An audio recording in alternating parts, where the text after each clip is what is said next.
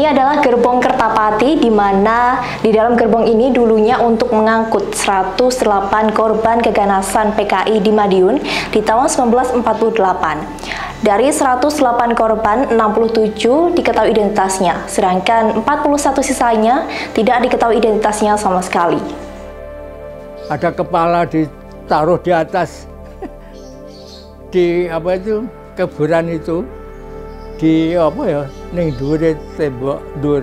Itu kepala manusia taruh itu ada juga.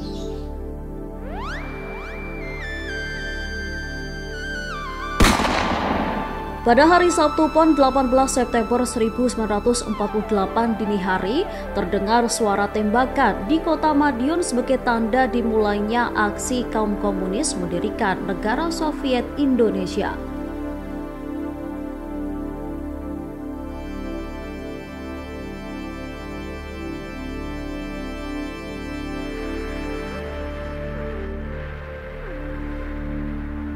Ribuan orang komunis dan simpatisannya membawa senapan, arit, dan senjata tajam lain dari berbagai penjuru wilayah sekitar Madiun seperti Magetan, Ponorogo, Pacitan, Trenggalek, dan Ngawi untuk melakukan pemberontakan. Salah satunya adalah Front Demokrat Rakyat atau FDR yang dibentuk mantan Perdana Menteri yang dijatuhkan Amir Syarifuddin. Adapun latar belakang terjadinya pemberontakan PKI Madiun 1948 menyusul jatuhnya kabinet Amir Syarifuddin pada masa itu. Penyebab jatuhnya kabinet Amir akibat kegagalannya pada perundingan Renville yang merugikan Indonesia. Untuk merebut kembali kedudukannya, 28 Juni 1948, Amir Syarifuddin membentuk Front Demokrasi Rakyat atau FDR. Bahwa PKI Madiun itu merupakan kolaborasi antara komunis yang dipimpin oleh Musso dengan Front Demokrasi Rakyat atau yang kita kenal dengan FDR yang dikomandoi oleh Perdana Menteri Amir Syarifuddin atau mantan Perdana Menteri Amir Syarifuddin. Perdana Menteri Syarifuddin setelah perjanjian Renville ternyata oleh parlemen diputus bersalah, maka dia dimosi tidak percaya. Perdana Menteri Syarifuddin akhirnya dicopot jabatannya sebagai Perdana Menteri karena dia terbukti menerima uang dari Belanda.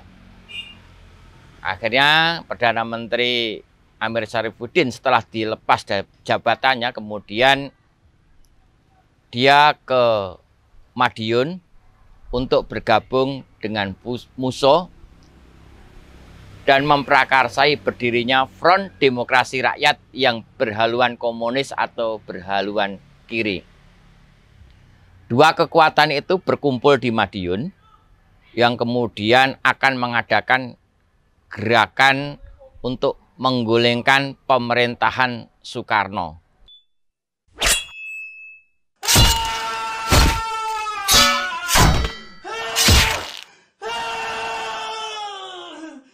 Aksi pemberontakan yang dilakukan FDR dan pasukan PKI di Madiun berlangsung mengerikan dengan diwarnai aksi penculikan dan pembunuhan. Tak hanya menculik elit birokrat, pamong praja, polisi, tentara, guru, tokoh organisasi yang dianggap berseberangan dengan PKI, mereka juga memburu para kiai dan ulama yang dianggap sebagai penghalang ideologi komunisme. Sing seangkatan jenengan saya seger. Ini. Di mana di jalan sini jalan semua itu pakai ireng itu. Mencari musuh yang diambil itu polisi, sipil, orang tua saya mau diambil sudah didaftar tapi alhamdulillah orang ngati diambil karena pamong praja ya. Pembunuhan itu sak penake Mas dulu. Jadi potong itu saya tahunya itu di apa gue Sungai Madiun itu loh. Itu saya tahu hanya tinggal satu orang dipotong itu aja. Tinggal itu, waduh aku. Iki kaya beleh. Apa pitik aku. Ada kepala ditaruh di atas di apa itu kuburan itu. Di apa ya? Ning dhuwure tembok dhuwur. Itu kepala manusia taruh situ. Itu ada juga. Pernah dulu saya. Kan ngeri sekali lah zaman dulu lah. Ngeri ya. Ini kadang-kadang itu kalaupun jangan datang sini itu saya ingat dulu itu ngeri. Ingat lagi kadang-kadang itu.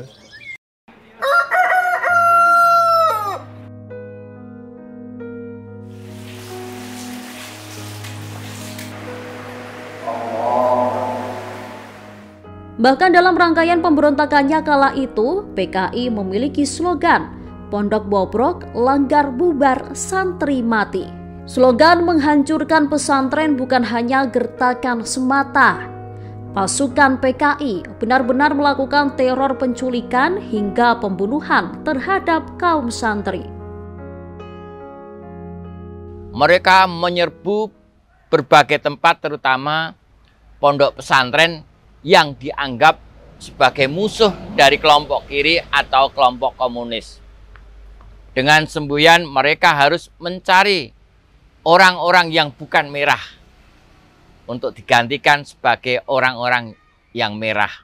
Itu adalah semboyan dari komunis di Madiun pada saat itu. Sejak awal memang FDR itu sudah mengincar pondok pesantren yang namanya Sabilil Mutakin atau pondok pesantren Takeran. Pesantren Takeran atau pesantren Sabilil Mutakin atau PSM Magetan merupakan target utama pasukan PKI yang kala itu dipimpin oleh musuh. Pesantren Takeran yang saat itu merupakan pusat gerakan Islam dianggap PKI sebagai momok utama dalam penyebaran paham komunisme oleh musuh. Pimpinan pesantren Takeran, Kiai Imam Mursyid dan sejumlah tokoh-tokoh pondok lainnya menjadi incaran utama penculikan oleh pasukan musuh. Penculikan Kiai Mursyid dilakukan oleh mantan santrinya yang menjadi PKI, yakni Ilyas alias Sipit beserta anak buah musuh yang bernama Suhud. Keduanya berhasil menculik Kiai Mursyid setelah menjebak dengan ajakan untuk berunding tentang Republik Soviet Indonesia. Kiai Mursyid awalnya menolak ajakan berunding. Hal itu karena hilangnya kepercayaan dirinya terhadap Sipit yang tak lagi menjalankan ibadah sholat. Karena Sipit gagal meyakinkan sang Kiai, Suhud maju dengan mengutip ayat Al-Quran yang berbunyi, "Sesungguhnya Allah tidak akan mengubah nasib suatu kaum kecuali kaum itu mengubah nasibnya sendiri." Kiai Mursyid kala itu semakin terdesak karena juga diancam jika melawan maka pesantren Takeran bisa dibakar habis. Setelah berhasil menculik Kiai Mursyid yang merupakan pimpinan pondok, pasukan PKI juga berupaya melakukan penculikan terhadap kiai lainnya yang merupakan tokoh penting di pesantren Takeran. Target utama selain Kiai Mursyid ialah Kiai Muhammad Tarmuji. Namun, upaya penculikan gagal karena yang bersangkutan berada di luar kota. Tak mau pergi dengan tangan kosong, pasukan PKI lantas melakukan penangkapan dan bahkan pembantaian terhadap para pengasuh pondok. Dari guru-guru pesantren ini banyaknya dibunuh. Apa yang Islam itu dibunuh pesantren itu. Hampir habis dulu, Mas. Itu ceritanya pada ya omong-omong dari teman-teman itu. Oh, PKI itu ada ngentak nih pesantren. Kiai Hamzah dan Kiai Nurun yang mengajar di pesantren Takeran juga ditangkap pasukan FDR. Mereka dibawa ke desa Batokan kemudian dibunuh dan dibuang di lubang Batokan. Kesadisan pembantaian yang dilakukan PKI di pesantren Takeran merenggut 14 nyawa, termasuk Kiai Mursyid. Bahkan hingga pemberontakan PKI di Madiun tahun 1948 berakhir, jasad Kiai Mursyid tak dapat ditemukan hingga sekarang. Tak ada yang tahu pasti di mana Kiai Mursyid dihabisi. Bahkan dalam data milik PKI, tidak ada identitas korban atas nama Kiai Mursyid. Selain membunuh kaum kiai, pasukan PKI juga menyasar bupati, patih, sekretaris kabupaten, jaksa, ketua pengadilan, kapolres, komandan kodim, dan aparat Kabupaten Magetan. Aksi penculikan serta penawanan para kiai, bupati, dan para birokrat dipusatkan di pabrik gula Rejosari, Goranggareng, Kecamatan Kawedanan, Kabupaten Magetan. Menangkap beberapa tokoh-tokoh agama, kemudian mereka dibawa ke tahanan Magetan. Setelah dibawa ke Magetan, kemudian pada tanggal 19 September 1948 beramai-ramai mereka membawa ke pabrik gula Rejosari yang kita kenal dengan nama Loji Rejosari. Dari pabrik gula inilah merupakan saksi bisu tentang kekejaman dari PKI Muso. Mereka menawan kelompok agama, menawan para kiai, menawan para polisi. Para tawanan dibawa menuju pabrik gula Rejosari menggunakan lori tebu milik pabrik gula untuk kemudian disiksa, bahkan dibunuh. Setelah ditawan di pabrik gula Rejosari, pasukan PKI membawa para korbannya menggunakan kereta pengangkut gula menuju desa Soko. Ratusan korban, baik yang tewas ataupun masih hidup, diangkut menggunakan gerbong Kertapati menuju sumur kematian. Sebelumnya, gerbong kereta ini digunakan untuk mengangkut gula yang sudah jadi ke stasiun Kanigoro, Madiun. Setelah sampai di desa Soko, korban dibawa dan dibuang ke sebuah sumur. Beberapa orang yang masih hidup ditimbun hidup-hidup dengan batu besar. Setidaknya ada sebanyak 108 korban yang dimasukkan ke dalam sumur tua tersebut. Namun hanya 67 korban yang diketahui namanya, sedangkan 41 lainnya tidak dikenal. Ditemukan juga mayat dari Bupati Magetan yaitu Sudirjo, kemudian Jaksa Magetan yaitu Raden Murti, kemudian tokoh masyarakat yang bernama Muhammad Zuhud. Sebelumnya mereka dibawa ke pabrik gula Rejosari, ditahan di sana bersama orang-orang lain yang menjadi lawan dari kelompok komunis ini.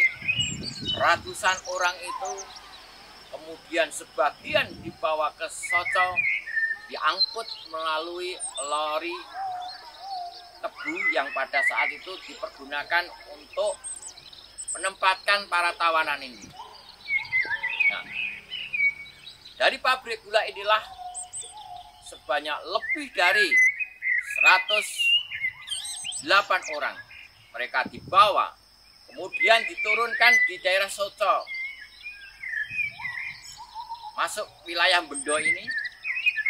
Di lubang-lubang sumur tua mereka dibantai dengan cara disiksa.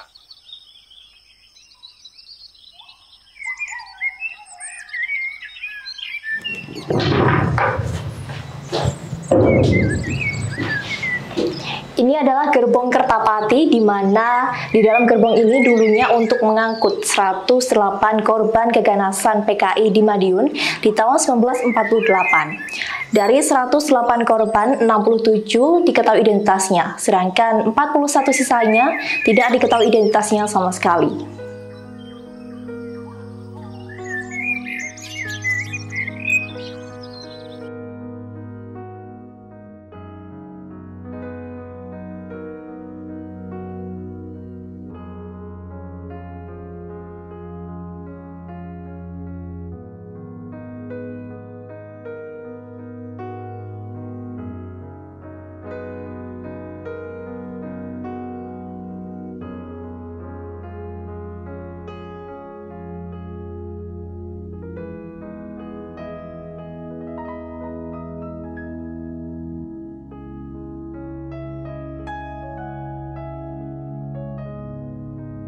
108 korban yang diangkut dengan gerbong tadi kemudian dimasukkan ke dalam sumur yang sekarang dibangun sebuah monumen. Dan inilah adalah daftar nama 67 korban yang diketahui dan 41 sisanya tidak diketahui.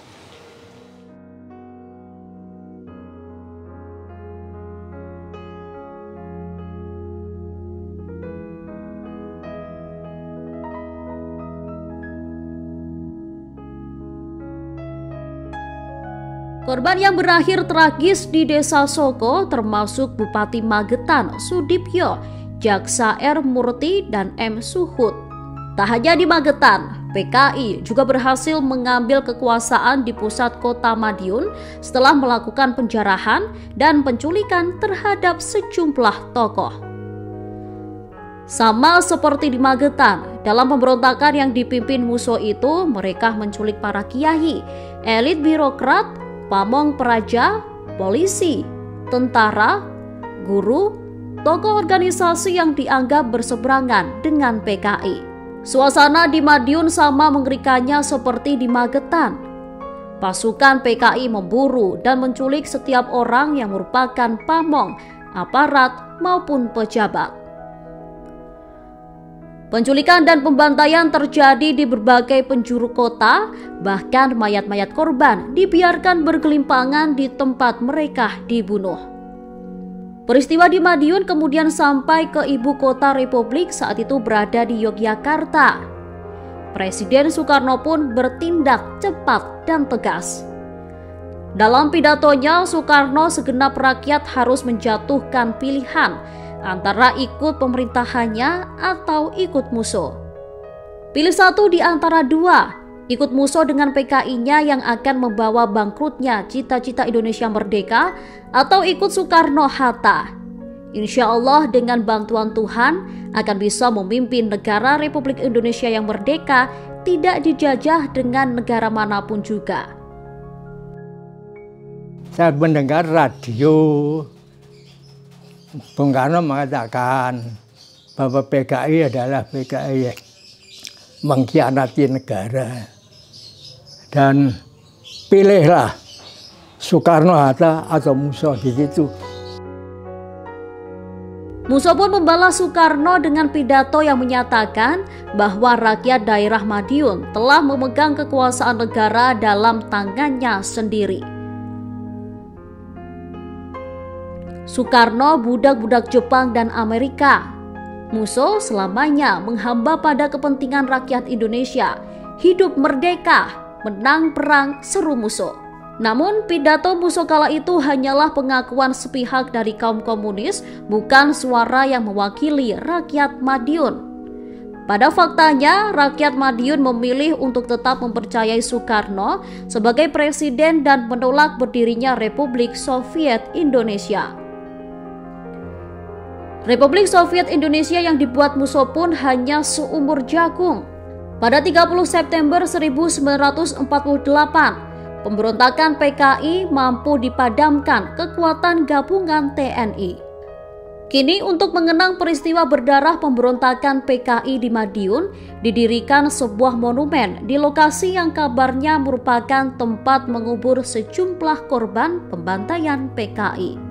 Lokasi di mana monumen Kresek berdiri dahulunya merupakan tempat eksekusi sejumlah tokoh masyarakat, ulama, polisi, dan tentara. Aksi kekejaman Muso bahkan digambarkan dalam sebuah patung besar yang berada di atas sebuah bukit. Patung tersebut menggambarkan Muso yang sedang mengayunkan pedangnya ke seorang lelaki tua yang merupakan seorang kiai. Sosok pria yang digambarkan hendak dibunuh Muso itu adalah representasi Kiai Husein, salah seorang ulama yang berpengaruh dan anggota DPRD Kabupaten Madiun saat itu.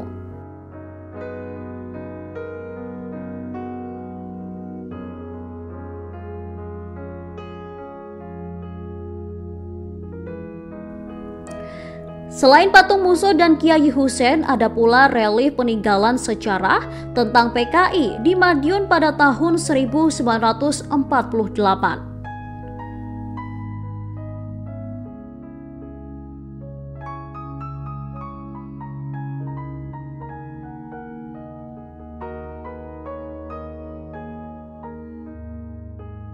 Momentum G30 SPKI merupakan peristiwa bersejarah di Indonesia yang identik dengan meninggalnya para jenderal di Jakarta di tahun 1965.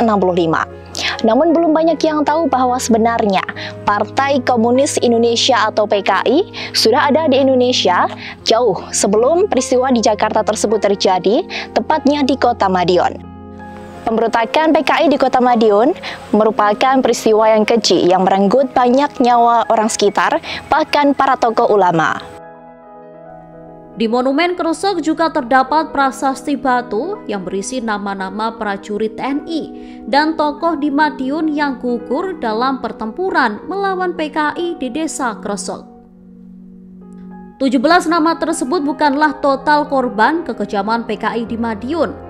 Setidaknya korban pembantaian PKI pada tahun 1948 mencapai 1.920 orang.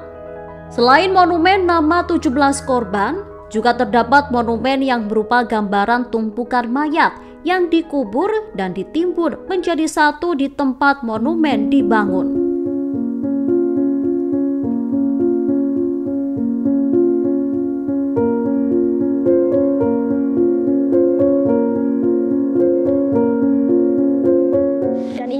Nama korban yang gugur di Desa Kresek atas kekejaman PKI. Dan untuk mengenang para korban keganasan PKI di Desa Kresek Madiun ini, dibuatlah sebuah monumen.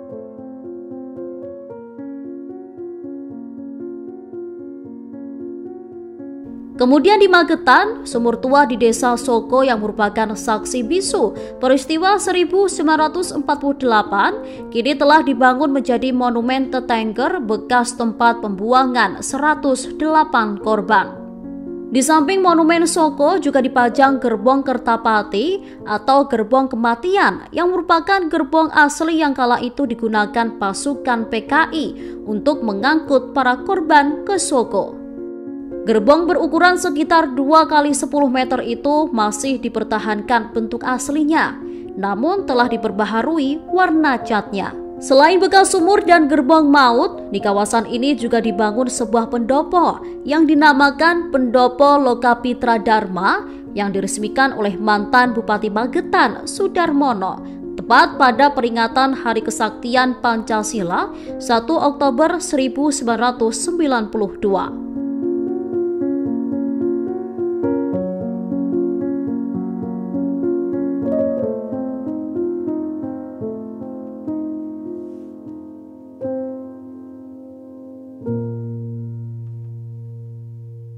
Terima kasih sudah nonton. Jangan lupa like, subscribe, dan share ya.